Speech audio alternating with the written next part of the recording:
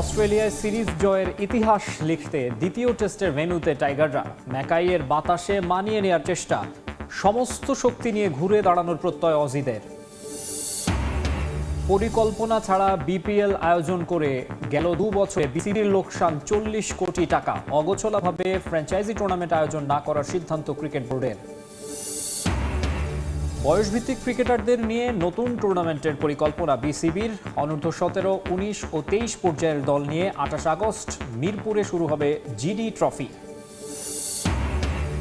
নভেম্বরে ঢাকায় ইতিহাস সেরা আসর উপহার দিতে চান সাফের সাধারণ সম্পাদক পুরুষোত্তম কাটেল।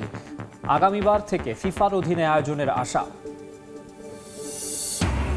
এবং আসিয়ান কাপে অংশ নিয়ে থমাস ডুলিকে ভালো করার চ্যালেঞ্জ দেওয়া উচিত বাফুফের। দেশের বাইরে বড় দলের বিপক্ষে ম্যাচ খেলার পরামর্শ। অস্ট্রেলিয়া প্রথম টেস্ট হারলেও কঠোরভাবে ফিরে আসতে সক্ষম। ম্যাকাইতে জয় পেতে হলে ডারউইনের মতো বা তার চেয়েও ভালো পারফর্ম করতে হবে, এমনটা জানিয়েছেন টাইগারদের হেড কোচ ফিল সিমন্স। ডারউইনের জয়কে কোচিং ক্যারিয়ারের সেরা জয় বলে মন্তব্য করেছেন তিনি। কন্ডিশনের সঙ্গে মানিয়ে নিয়ে সেরা প্রস্তুতি নিচ্ছে দল। পেসারদের ওপর আস্থা এই ক্যারিবিয়ানের। ম্যাকাইয়ে প্রথমবার গোটা দল অনুশীলন করলেও হালকা অসুস্থতার কারণে ব্যাটিং করেননি তানজিদ তামিম। আরও জানাচ্ছেন তারেক হাসান শিমুল। প্রথমবারের মতো গ্রেট ব্যারিয়ার রিফ অ্যারেনায় পা রাখল বাংলাদেশ দল। হোটেল থেকে মাঠে পৌঁছেই ক্রিকেটাররা ছুটে গিয়েছেন উইকেটটা দেখতে। টেস্ট ক্রিকেটে একেবারে নতুন একটি উইকেট, এবং যেখানে ইতিহাস রচনা করতে যাচ্ছে বাংলাদেশ, এই উইকেটের অভিষেকের সঙ্গে যুক্ত হচ্ছে বাংলাদেশ দল। পুরো দমে অনুশীলন করেছে বাংলাদেশ দল।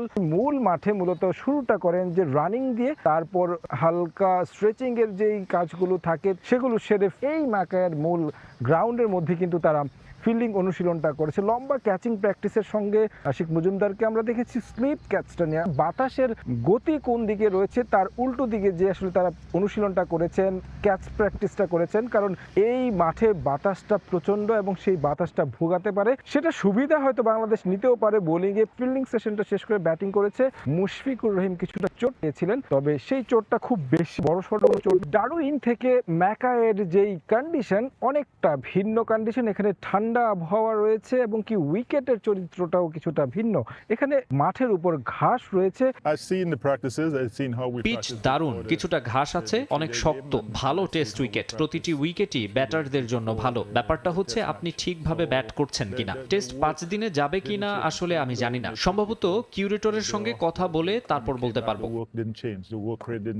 তাসকিন আহমেদকে দেখেছি ইবাদতকে নিয়ে একেবারে একসঙ্গে বোলিংটা করতে, একেবারে জুটি বেঁধে বোলিং করার যে বিষয়টি মাঠে থাকে সেটা কিন্তু অনুশীলনেও দেখা গেছে। এই উইকেটে পেসারদের গুরুত্ব অনেক বেশি, এবং উইকেট নিয়ে আসলে কোচ বলছিলেন যে ভালো অবস্থায় আছে। তিনিও আশাবাদী যে এই ম্যাচে বাংলাদেশ দল ইতিবাচক পারফর্ম করবে। অবশ্যই আমার কোচিং ক্যারিয়ারের সেরা টেস্ট জয়। অন্য ফরম্যাটে কিছু বড় জয় ছিল, তবে টেস্ট ক্রিকেটই সেরা। আমি সব বোলারকে নিয়েই খুশি। প্রত্যেক বোলারই আমাদের পরিকল্পনা অনুযায়ী বোলিং করেছে। অস্ট্রেলিয়ার সবাই ভালো ব্যাটার, ফলে যখন এমন জায়গায় তাদেরকে মোকাবেলা করবেন আপনাকে ধারাবাহিক হয়ে তাদেরকে পরীক্ষায় ফেলতে হবে। ফিল সিমন্সের এটা জানা আছে অস্ট্রেলিয়া কতটা ভয়ঙ্কর হতে পারে, কতটা চাপের মধ্য থেকে ঘুরে দাঁড়াতে পারে। আমি কেবল একটি কথাই বারবার বলে যেতে চাই, অস্ট্রেলিয়া অনেক শক্তিশালী হয়ে আমাদের দিকে আসবে। ফলে আমাদেরকে নিজেদের লেভেল ধরে রাখতে হবে অথবা কিছুটা উন্নতি করতে হবে। আমরা যদি 1% উন্নতিও করতে পারি কিছু বিভাগে, তাহলে নিশ্চিত করতে হবে যে আমরা মাঠে তা করে দেখাচ্ছি। তবে আমরা জানি অস্ট্রেলিয়া তাদের খেলা বদল করে আমাদেরকে চেপে ধরবে। ডারউইন থেকে যে আত্মবিশ্বাসটা বাংলাদেশ নিয়ে এসেছে সেটাকে কাজে লাগাবে নিঃসন্দেহে, এবং ম্যাকাইতে এসে কিন্তু এরই মধ্যে অনুশীলন সেশনটাও সেরে ফেলেছে। পরিকল্পনা প্রস্তুত, এখন বাস্তবায়নের পালা। নিঃসন্দেহে এই ম্যাকাইতে ইতিবাচক কিছুর অপেক্ষায় সবাই।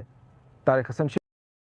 ম্যাকাই টেস্টে রেকর্ডের সামনে দাঁড়িয়ে টাইগারদের অভিজ্ঞ ব্যাটার মুশফিকুর রহিম। আর মাত্র 158 রান করতে পারলেই সাদা পোশাকে 7000 রানের ক্লাবে পৌঁছে যাবেন মুশফিক। তাই তো দ্বিতীয় টেস্টের ভেন্যু ম্যাকাইয়ে সবার আগে উইকেট দেখেন এই অভিজ্ঞ ব্যাটার। পাকিস্তানি কিংবদন্তি টাইগারদের স্পিন কোচ মুশতাক আহমেদের কাছ থেকে ম্যাকাইয়ের উইকেট সম্পর্কে পরামর্শও নেন তিনি। অস্ট্রেলিয়ার ম্যাকাই থেকে তারেক হাসান শিমুলের আরও একটি রিপোর্ট। টাইগারদের দলের সবচেয়ে সিনিয়র ক্যাম্পেইনার মুশফিকুর রহিম এবং টেস্ট ক্রিকেটে একটা মাইল ফলকের সামনে। ডারউইনে তার ব্যাট রান পেয়েছে, তবে মাকাইতে প্রথমবারের মতো মাঠে আসলেন এবং যেই কাজটা তিনি সবসময় করে থাকেন, মাঠে এসে সবার আগে উইকেটটা দেখতে গেলেন। ছবিটাই আসলে বলে দিচ্ছে যে আসলে মুশফিক কতটা সিরিয়াস এই টেস্ট ম্যাচটা নিয়ে। ডারউইনে দাপটে পারফরমেন্স, 4 দিন দাপট দেখানো, সবগুলো সেশনে আধিপত্য দেখিয়ে বাংলাদেশ ম্যাচটা জিতেছে। এই মাকাইতে নিঃসন্দেহে চাইবে বাংলাদেশ দল যেন তাদের সেই ধারাবাহিকতাটা ধরে রাখতে পারে, অন্তত পক্ষে অজিদের বিপক্ষে যে টেস্ট ক্রিকেটে আধিপত্যের জানানটা দিয়েছে সেটা যেন এখানে বজায় থাকে। মুশফিক একেবারে ধীরস্থিরভাবে সবার আগে এসে হাঁটলেন, হাঁটতে হাঁটতে উইকেটের সামনে গেলেন এবং উইকেটে এরই মধ্যে ছিলেন মুশতাক আহমেদ, টাইগারদের স্পিন পরামর্শক, পাকিস্তানি লেজেন্ড মুশতাক আহমেদ উইকেটটা দেখছিলেন একেবারে বসে বসে।